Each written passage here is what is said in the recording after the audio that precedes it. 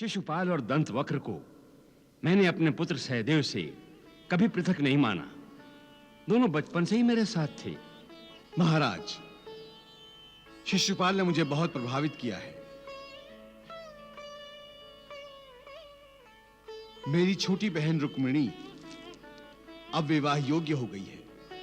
यदि तुम विदर्भ राजकुमारी रुक्मिणी के लिए शिशुपाल का चयन करने के बारे में सोच रहे हो तो तुम्हें मेरी ओर से बधाई हो।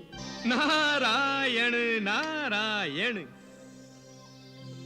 एक और आपने शिशुपाल और रुक्मिणी देवी के विवाह की नींव डाल दी और दूसरी ओर स्वयं देवी रुक्मिणी आपसे प्रेम कर रही हैं, आपसे विवाह करना चाहती हैं। इस समस्या का समाधान मन में उत्सुकता जागृत कर रहा है। प्रभु, क्या होगा?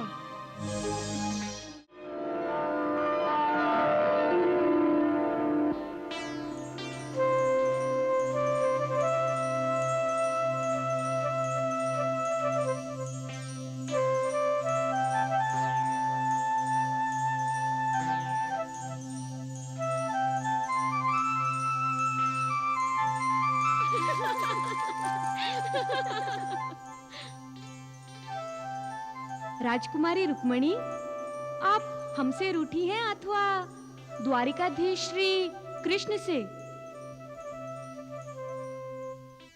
राजकुमारी अपने आप से रूठ गई हैं, द्वारिकाधीश से नहीं। अभी तक तो इन्हें द्वारिकाधीश के दर्शन ही नहीं हुए हैं। तभी तो राजकुमारी ने श्री कृष्ण की मूरत बनाई है। लेकिन मूरत बनाने की क्या आवश्यकता थी?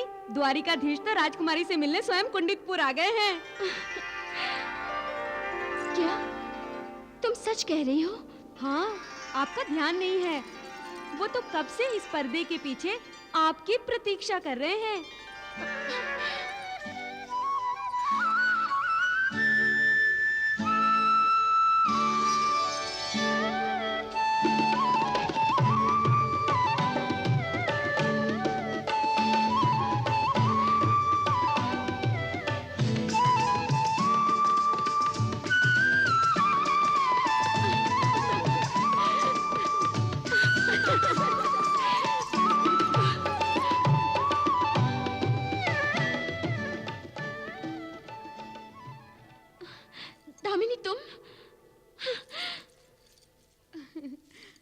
राजकुमारी प्रिय, अपने इस कृष्ण से कुपित हो?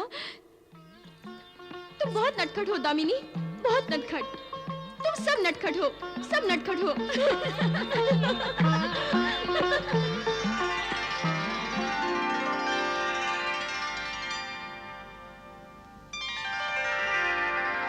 कहाँ खो गए प्रभु? हाँ, आपने क्या देखा जो इतने प्रसन्न है? आपकी लीला देवी। मेरी लीला? हाँ देवी, मुझे प्रसन्नता के साथ साथ आश्चर्य भी हो रहा है कि आप अपनी त्रिगुणात्मिका शक्ति से त्रिभुवन में भिन्न भिन्न लीलाएं करते हुए इस विष्णु लोक में भी मेरे साथ हैं। आपके रुक्मिणी रूप में मेरे कृष्ण अवतार को चाहना और आपकी सखियों का आपके साथ छेड़छाड़ करना देख रहा था मैं। प्रभु, रुक्मिणी जब कृष्ण का स्मरण करती है तो मैं आपका हाथ पकड़कर ये विश्वास मन ही मन में जगा लेती हूँ कि आप मेरे साथ हो। देवी, अब द्वारिका पर विष्णु लोक की छाया दिखाई देगी जब कृष्ण और रुक्मिणी हमारी और आपकी भांति इसी प्रकार आनंद की लहरों में अटखेलियां किया करेंगे।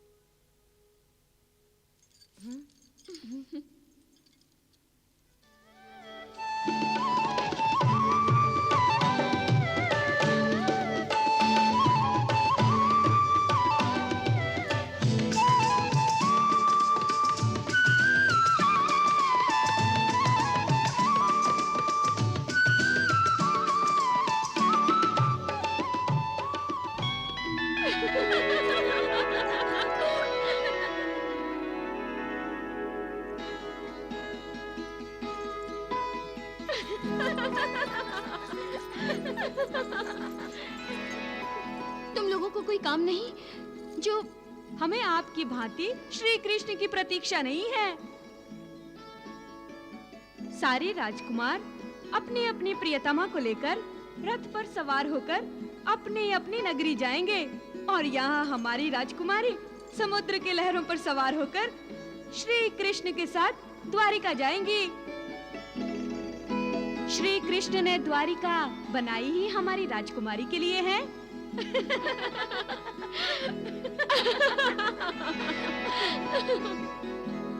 एक बात पूछो राजकुमारी, आपने श्री कृष्ण को तो देखा ही नहीं। यदि वो आपके सामने आ भी गए तो आप उन्हें पहचानेंगी कैसे? हम हवा को देख सकते हैं क्या? नहीं ना। किंतु जब हवा चलती है तो हम जान लेते हैं कि हवा चल रही है। फूल को देखे बिना उसकी सुगंध को जान लेते हैं।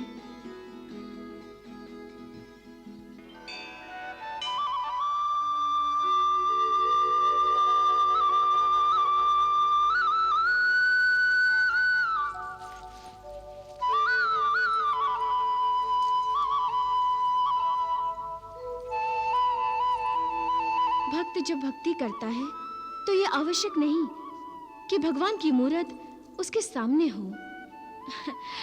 मैंने द्वारकाधीश को नहीं देखा तो क्या, उनकी मूरत तो मेरे हृदय पटल पर छपी है। मैं तो उन्हें तत्काल पहचान जाऊंगी और फिर मन ही मन मैंने उन्हें अपने आप को समर्पित भी तो कर दिया है और उन्होंने मुझे स्वीकार भी किया है। अच्छा, वो कैसे? जब वो मुरलीधर मुरली बजाते हैं तो उनकी मुरली के स्वर मुझे आश्वासन देते हैं, जैसे जैसे कह रहे हो, हे प्रिय, तुम चिंता मत करो, मैं उचित समय पर तुम्हारा पानी ग्रहण करूंगा। अब मैं उन्हीं की तो प्रतीक्षा कर रही हूँ कि एक दिन आकर वो मुझसे कहेंगे, प्रिय, मैं तुम्हें लेने आया हूँ, मेरे साथ चलो। लगता है राजकुमारी द्वारिकाधीश के प्रेम में पागल हो गई है।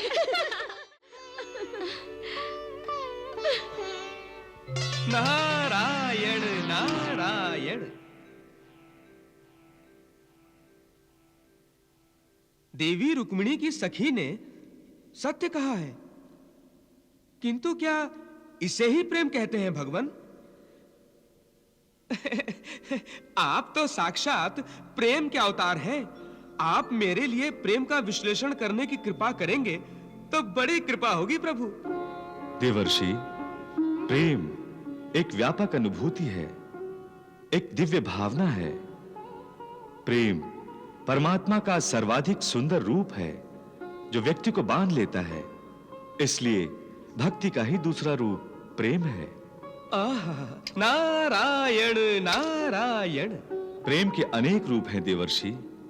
माता पिता का अपनी संतान के प्रति वात्सल्य, संतान का माता पिता के लिए आदर, भाई बहन का आपस में स्नेह भावना और सम्मान, दो मित्रों की मित्रता, सब प्रेम है। पति पत्नी का आपस का बंधन भी प्रेम है।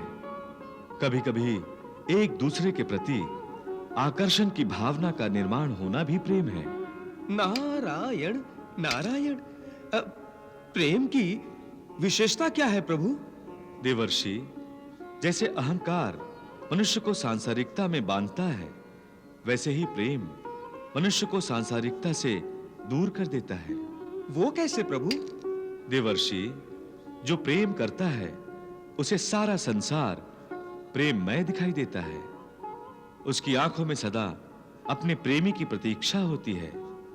प्रेमी के दर्शन हो गए तो उसका मन आनंद से भर जाता है, और दर्शन नहीं हुए तो उसे सारा संसार अर्थहीन दिखाई देता है। देवर्षि, प्रेम में समर्पण भी है और त्याग भी। जिस प्रेम में त्याग और समर्पण नहीं, वो प्रेम नहीं, काम वासना है। प्रेम एक परीक्षा है। उन्हीं पर परमात्मा की कृपा होती है जो इस परीक्षा में उत्तीर्ण होते हैं। भगवान, देवी रुक्मिणी पर आपकी कृपा कब होगी?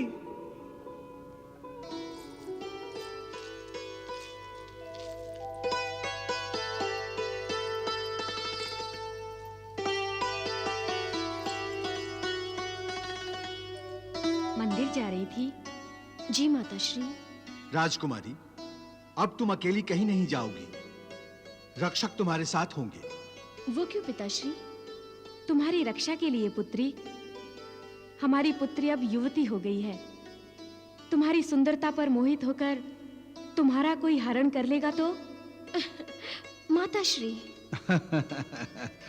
इसीलिए हम दुर्गा माता से तुम्हारे लिए एक सुयोग्य वर की प्रार्थना करके आए हैं। जाओ, तुम भी मंदिर होकर आओ और दुर्गा मां से आशीर्वाद प्राप्त कर लो। युवराज रुक्मी के मगध देश से लौटते ही हम तुम्हारे विवाह के बारे में उससे चर्चा करेंगे।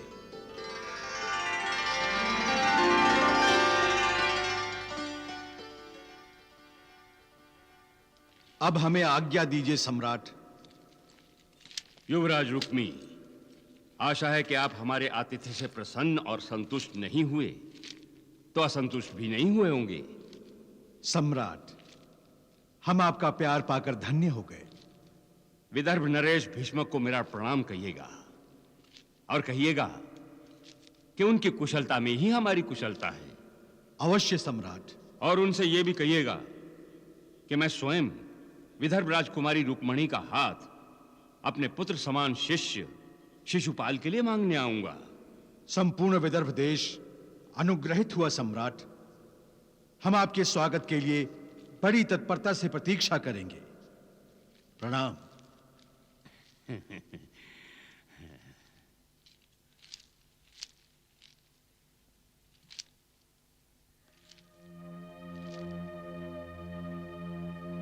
आपने क्या पासा फेंका महाराज?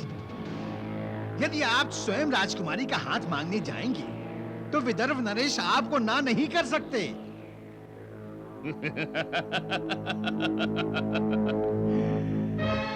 यही तो मैं चाहता हूं महामंत्री। शिशुपाल और रुक्मणी का विवाह होने का मतलब है चेटी देश और विदर्भ देश का विवाह। मैं जानता हूं महाराज, चेटीराज आपके सामंत हैं और विदर्भ पर आपका प्रभाव अंकुर समान है।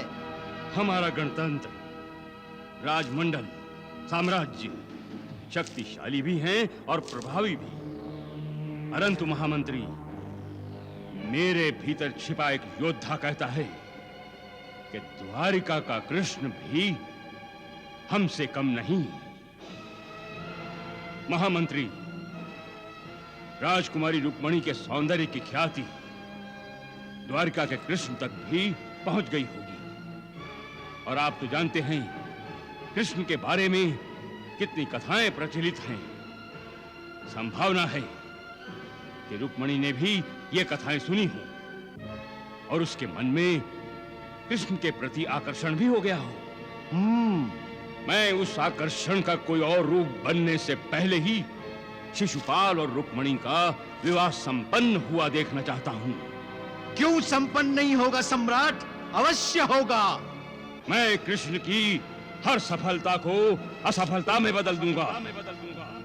शिशुपाल और रुक्मणी का विवाह होकर रहेगा। हाँ। नारायण नारायण। प्रणाम प्रभु। प्रभु, इतना अहंकार! लगता है जरासंध की मति भ्रष्ट हो गई है, जो वो परमेश्वर के मार्ग में बाधा बनना चाहता है। मति भ्रष्ट ही नहीं देवर्षि, जरासंध जैसे अनाचारी राजा धर्म भ्रष्ट, पथ भ्रष्ट और नीति भ्रष्ट भी होते हैं। और ये तो अनादिकाल से चला आ रहा है। परमात्मा ने सृष्टि निर्माण के लिए विधाता की उत्पत्ति की और मधुकैटभ विधाता को ही ग्रहण करने चल पड़े थे। हाँ प्रभु। ऐसे अधर्मी विधि के विधान को चुनौती देते समय ये भूल जाते हैं कि वो अपने ही निर्माणकर्ता को चुनौती दे रहे हैं। यही मनुष्य की विशेषता है देवर्षि।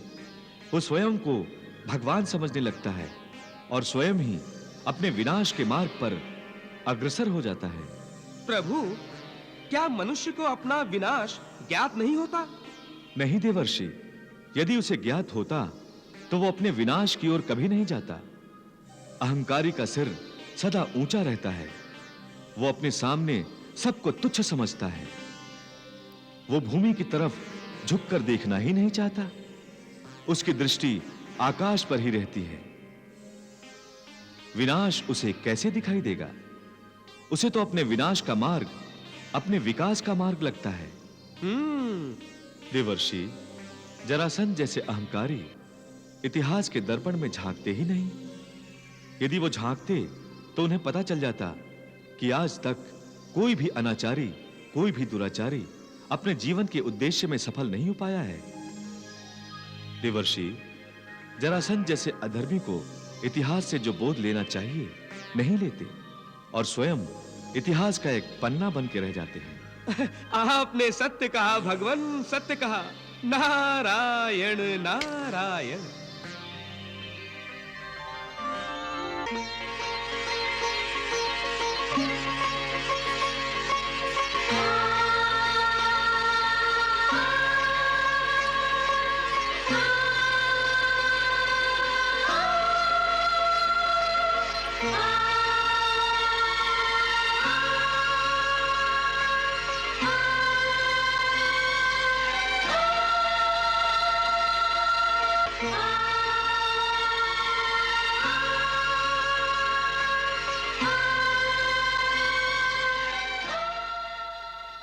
देवी प्रपन्नार्थी हरे प्रसीद, प्रसीद मातर जगतो खिलस्य, प्रसीद विश्वेश्वरी पाहि विश्वा, त्वमेश्वरी देवी चराचरस्य।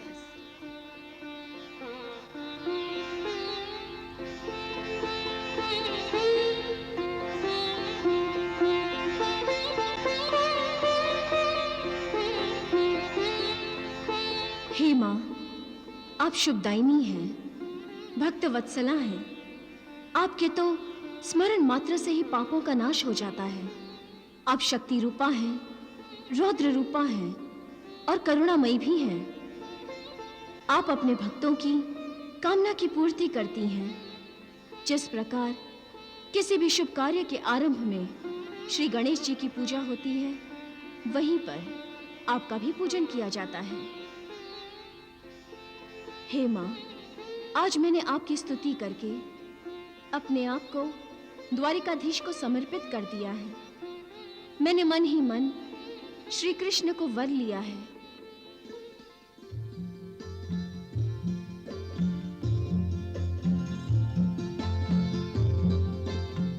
मुझे आशीर्वाद दीजिए मां कि मेरे पति परमेश्वर द्वारिकाधीश ही हो, उन्हीं से मेरा विवाह हो।